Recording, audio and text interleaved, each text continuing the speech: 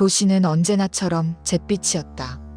아침 출근길의 지하철은 여전히 붐볐지만 사람들의 표정에서는 예전과 같은 분주함이 사라져 있었다.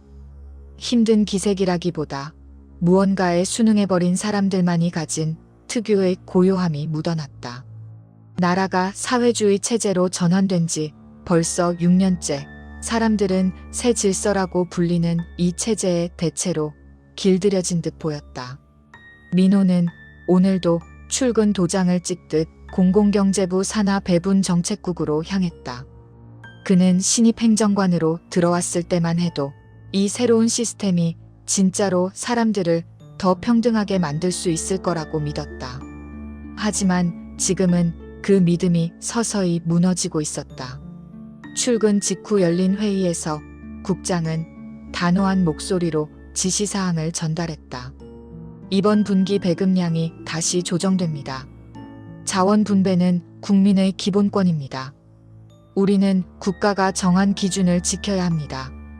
각 구역 담당자는 배분 계획을 수정해서 오후까지 보고하세요. 국장의 말은 늘 그렇듯 정돈돼 있었지만 그 아래 깔린 의미는 명확했다. 최근 생산량이 줄어들어 시민 불만이 커지자 배급을 더 강하게 통제하라는 뜻이었다.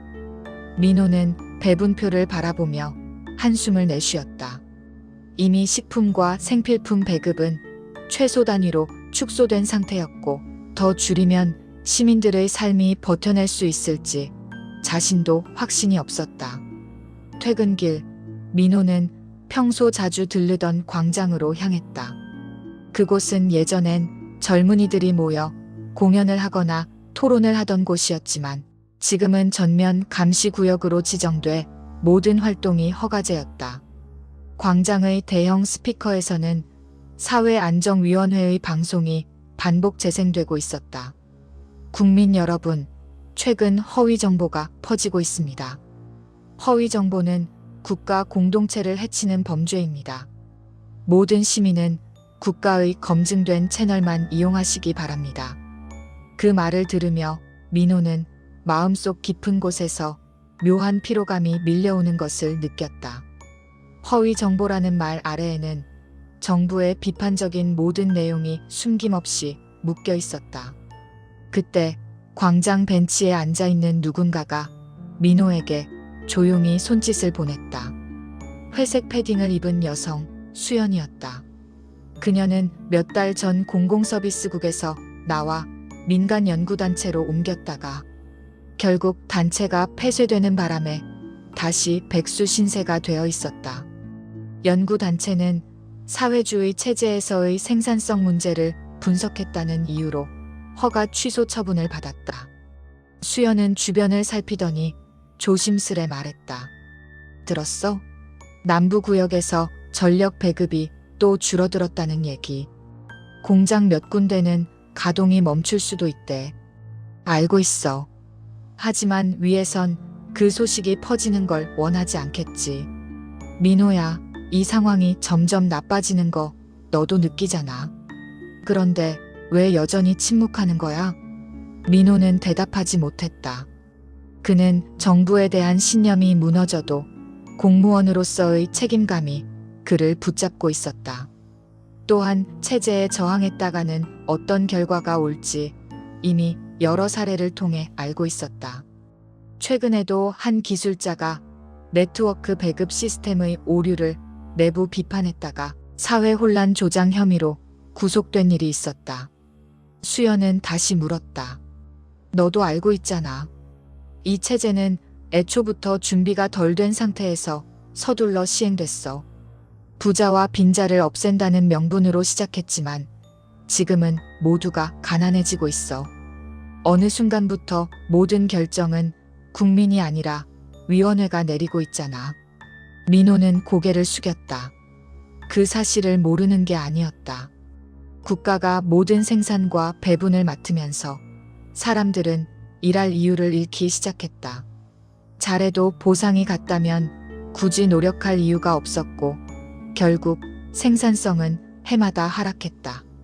정부는 이를 막기 위해 각종 의무노동 규정을 도입했고 심지어 생산 실적을 기준으로 생활 등급을 나누기도 했다. 그 결과 평등을 약속했던 사회는 오히려 새로운 형태의 서열을 만들어냈다. 며칠 뒤 민호는 예기치 못한 명령을 받았다. 남부구역에서 배분시설과 발전소를 항의하며 점거하려는 움직임이 생겨 정책국에서 현장 조사관을 파견한다는 공지가 내려온 것이다. 그는 처음으로 불안정 지역으로 분류된 구역으로 향하는 임무를 맡았다. 남부구역에 도착하자 분위기는 생각보다 더 심각했다. 도로 곳곳에 서 있는 군 경비대, 전기를 아끼기 위해 꺼둔 공공시설 조명, 그리고 어둑한 거리 사이사이로 사람들의 혼란스러운 시선이 느껴졌다. 민호는 지역관리소장과 대화를 나눴다. 상황이 그렇게 위험한 건가요? 주민들은 배급 축소에 불만이 많습니다. 하지만 그보다 더 큰 문제는 정부 발표와 실제 배급량 사이에 차이가 있다는 거예요. 사람들은 우리가 일부러 숨긴다고 믿고 있습니다. 민호는 마음이 복잡해졌다. 실제로 정책국 내부에서도 통계 수치와 현실이 어긋난다는 지적이 많았다. 하지만 위에서 내려오는 지시는 불필요한 공포를 막기 위해 정확한 수치를 공개하지 않는다는 것이었다. 그날 밤 민호는 남부구역의 발전소를 몰래 살펴보았다. 발전 장비는 노후했지만 정비를 위한 예산은 줄어들고 있었다. 정비 기술자들은 월급 대신 국가 공헌 점수로 보상을 받았다. 점수는 배급품과 연동돼 있었지만 사실상 생활에 큰 도움이 되지 못했다. 돌아오는 길, 어둠 속에서 두 사람이 조심스럽게 발전소 벽을 살피는 장면을 목격했다. 그들은 민호에게 다가와 작은 종이를 건넸다. 거기에는 단 한 문장만 적혀 있었다. 이 체제는 더는 버틸 수 없다. 변화를 위한 모임에 참여하라. 민호는 종이를 손에 쥐고 한참 동안 서 있었다. 이 문장을 읽는 것만으로도 체제 비협조자로 분류될 수 있었다. 하지만 그는 종이를 버리지도 당국에 넘기지도 못했다. 머릿속에서 계속 떠오른 건 수연의 말이었다. 다음 날 민호는 광장에서 수연을 다시 만났다. 그녀는 민호의 표정만 보고도 무슨 일이 있었는지 바로 알아차리는 듯했다. 결정한 거야? 민호는 잠시 말을 잃었다가 천천히 고개를 끄덕였다. 이제는 어떤 형태로든 변화를 만들어야 할 것 같아. 이대로는 모두가 무너질 것 같아. 수연은 미소를 지었지만 그 미소에는 두려움과 책임이 함께 담겨 있었다. 그날 이후 민호는 낮에는 정책국의 공무원으로 일하고 밤에는 작은 비밀 모임에 참여했다. 그 모임의 구성원은 학자, 기술자, 해직 언론인, 그리고 단순 시민들까지 다양했다. 그들은 체제를 무너뜨리는 것이 아니라 제대로 작동하도록 다시 설계하는 방법을 고민했다. 모임에서 나온 의견은 다양했다. 시장 기능 일부의 회복, 자율적 생산조합의 도입, 정보, 통제 완화, 지역 단위 자치경제 실험 등 여러 아이디어가 오갔다. 그들은 위험을 감수하고 조심스럽게 계획을 세웠다. 시간이 지나면서 남부구역뿐 아니라 여러 지역에서 비슷한 움직임이 생겨났다. 사람들은 완전한 사회주의도 완전한 자본주의도 아닌 새로운 길을 찾아야 한다고 느끼고 있었다. 그리고 어느 날 민호는 국가방송을 보며 조용히 숨을 멈췄다. 사회안정위원회가 새로운 경제 실험에 대한 논의를 공식적으로 시작하겠다고 발표한 것이다. 이는 체제 변화의 첫 징후나 다름없었다. 수연은 곧바로 민호에게 연락했다. 드디어 시작됐어. 우리가 바라던 첫걸음이야. 민호는 화면을 바라보며 천천히 말했다.